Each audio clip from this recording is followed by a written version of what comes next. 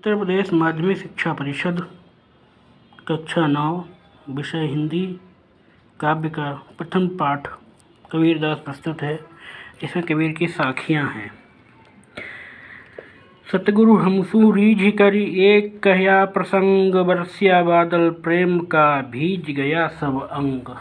प्रस्तुत पद में कबीरदास ने सतगुरु के द्वारा प्रदत्त उपदेश की महिमा का वर्णन किया है। उन्होंने कहा है कि सतगुरु हमसू रीझ करे, हमारे सतगुरु ने हम पर रीझ करके, मुग्ध होकर के कहया एक प्रसंग, मुझसे एक प्रसंग कहा, मुझको सदुपदेश दिया। वर्षा बादल प्रेम का, उस सदुपदेश से मानो मेरे ऊपर प्रेम की वर्षा हुई, प्रेम रूपी बादल वर्षा, भीज गया अंग, इससे मेरा संपूर्ण शरीर भीग गया, अर्थात मेरा मन, तन और मन अर्थात शरीर और अंतःकरण दोनों उस प्रेम रस से परिपूर्ण हो गए। राम नाम के पट तरे, राम नाम के अतिरिक्त देवे को कुछ नाई, कुछ अन्य देने योग्य नहीं है। क्या ले गुरु संतोखी है, होश रही मन माही। क्योंकि इस संसार में राम नाम के अतिरिक्त अर्थात ईश्वर की भक्ति के अतिरिक्त लेने और देने के योग्य कुछ भी नहीं है। वह हमारा गुरु हमको पहले ही दे चुका है, अर्थात ईश्वर भक्ति का उपदेश पहले ही दे चुका है। क्या ले गुरु संतोखी होश रही मन माही। अब चूँकि ईश्वर मुझे जो चीज़ दे चुके हैं वही मैं ईश्वर को पुनः कैसे दे सकता हूँ। तो ऐसी स्थिति में मेरे मन में यही कसक बनी रही कि मैं गुरुदक्षिणा के रूप में क्या प्रदान करके ईश्वर को संतुष्ट कर सकता हूँ। ज्ञान प्रकाश्य गुरु मिलिया जो जिन बीसरी जाई, जब गोविंद कृपा करी तब गुरु मिल। ज्ञान प्रकाश्य गुरु मिलिया जो जिन बीसरी जाई, जब गोविंद कृपा करी तब गुरु मिलिया आई। कबीर कहते हैं कि ईश्वर की कृपा से उनको ज्ञानी गुरु की प्राप्ति हो गई है। ऐसा गुरु कभी भी भुलाया नहीं जा सकता है। और जब गोविंद अर्थात ईश्वर ने कृपा की है तभी उनको ऐसे सद्गुरु प्राप्त हुए हैं। जब मैं माया दीपक नर पतंग, भ्रम भ्रम इवय पड़ंत, कहे कबीर गुरु ज्ञानत एक आधु वरंत। प्रस्तुत साखी में कबीरदास ने यह स्पष्ट किया है कि यह संसार माया है और इसमें मनुष्य रूपी पतंगा, कीट पतंगा फंसे हुए हैं। और वो तब गुरु जब कृपा करते हैं तभी लोग इस माया से मुक्त हो पाते हैं। माया दीपक के समान है। नर पतंग, और नर अर्थात मानव एक पतंगे, कीट पतंगे के समान है। भ्रम इवय पड़ंत, जो यह मानव रूपी पतंगा भ्रमित होकर के, बार बार भ्रमित होकर के इसी संसार में आता है, इस संसार में पुनः पुनः जन्म लेता है। कहे कबीर गुरु ज्ञान ते एक आध उभरंत। तो कबीर ने कहा है कि ऐसी स्थिति में बहुत बिरले लोग होते हैं, अति अल्प लोग हैं जो कि गुरु के द्वारा प्रदत्त ज्ञान से इस संसार से मुक्त हो पाते हैं, मोक्ष प्राप्त कर पाते हैं। जब मैं था तब गुरु नहीं, अब गुरु हैं हम नाही, प्रेम गली तिस्सा करिए तामे दोन समाही। कबीर ने कहा कि जब मैं था, जब मुझ में अहम भाव था तब गुरु नहीं, तब हमारे पास गुरु नहीं थे। क्यों? जब मैं अहंकारी था तो मैंने गुरु की शरण नहीं ली, गुरु को नहीं प्राप्त किया। अब गुरु हैं हम नाही, अब जब मैं गुरु को प्राप्त कर चुका हूँ, मैंने किसी को अपना गुरु बना लिया है, तब मेरा अहंकार नष्ट हो गया है। प्रेम गली इतिसा करी तामे दोन समाए। मानो यह ईश्वरीय प्रेम रूपी गली अत्यंत सक्रिय है, जिसमें या तो अहम भाव रुक सकता है अथवा गुरु रुक सकते हैं। क्योंकि अहम भाव नष्ट हो चुका है, अतः अब इसमें केवल गुरु ही विद्यमान है। भगति भजन हरि नाम है, दूजा दुख पार, मनसा वाचा कर्मना कबीर सिमरण सार। वस्तु साखी में कबीरदास कहते हैं कि हरि भगति भजन हरि नाव है, कि संसार सागर से पार होने के लिए हरि की भक्ति और भजन एक नाव के समान है, नौका के समान है। दूजा दुख अपार, और इसके अतिरिक्त जो कुछ भी है वह अपार दुखद है, अपार दुख से युक्त है। मनसा वाचा कर्मणा कबीर सुमिरन सार, कबीर ने कहा है कि वो मन वचन कर्म से हरि का ही सुमिरन करते हैं, हरि का ही स्मरण करते हैं, हरि अर्थात ईश्वर। कबीर चित्त चमकियाँ चहुदिस लागी लाई, हरि सुमिरन हाथू गड़ा बेगे लेहु बुझाई।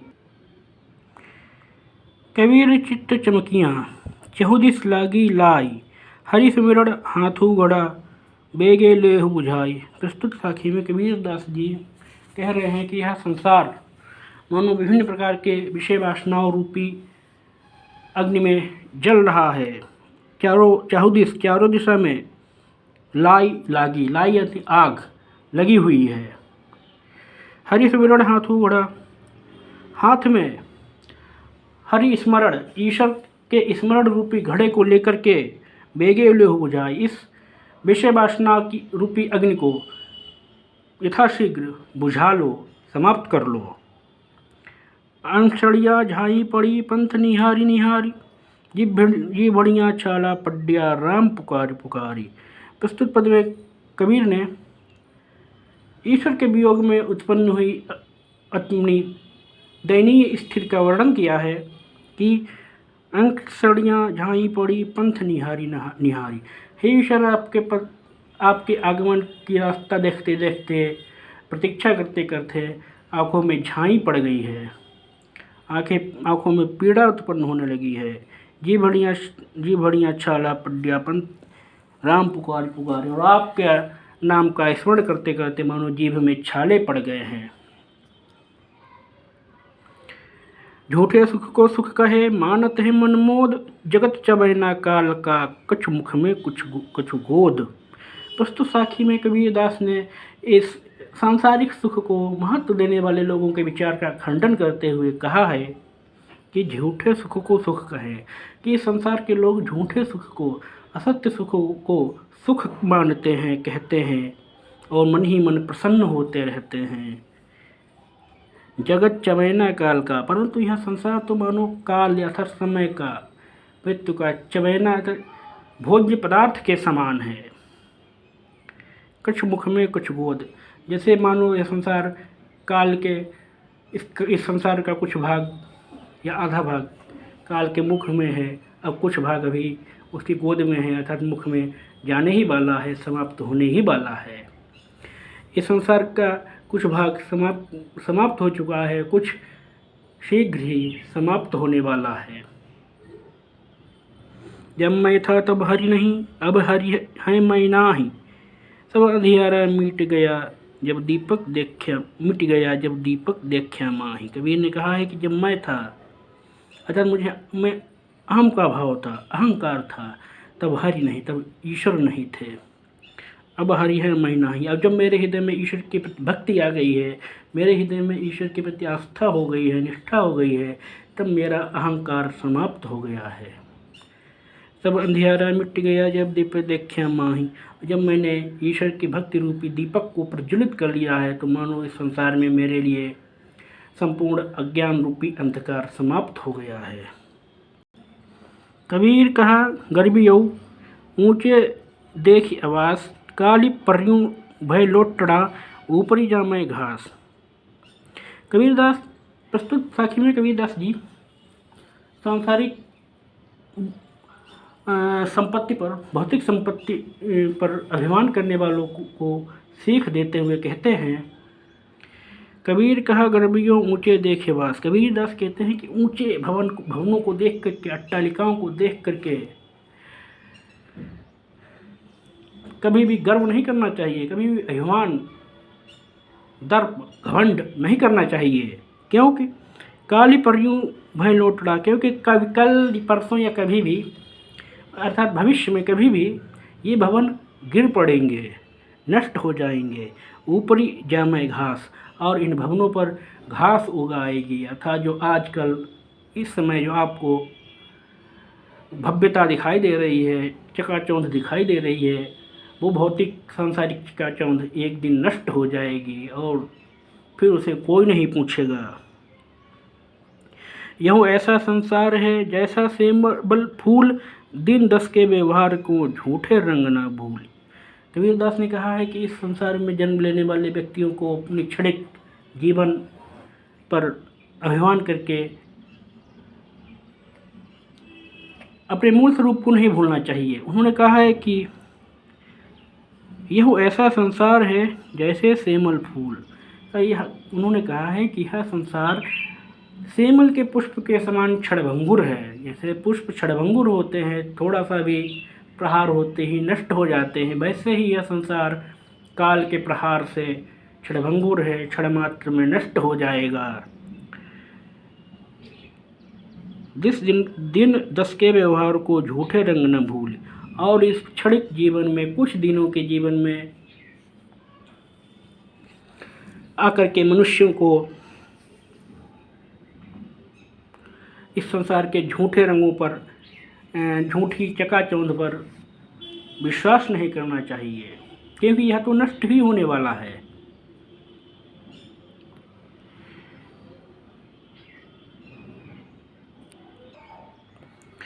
फिर 13वीं साखी में कबीरदास जी मनुष्य को उपदेश देते हुए कहते हैं कि यही अवसर चेत्या नहीं, पशु जीव पाली देह। अरे मनुष्य, तुमने इस जीवन में, मानव जीवन में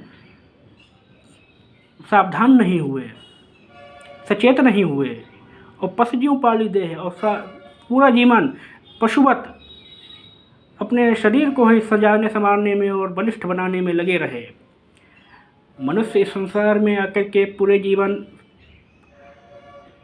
विभिन्न प्रकार के भोग विलासों में ही लिप्त रहा, और पशुओं के समान केवल अपने शरीर को, शारीरिक पुष्टि पर ही ध्यान दिया, शरीर को ही सजाने संवारने में और पेट भरने में लगा रहा। राम नाम जाड़िया नहीं, अंत पड़ी मुख शेह।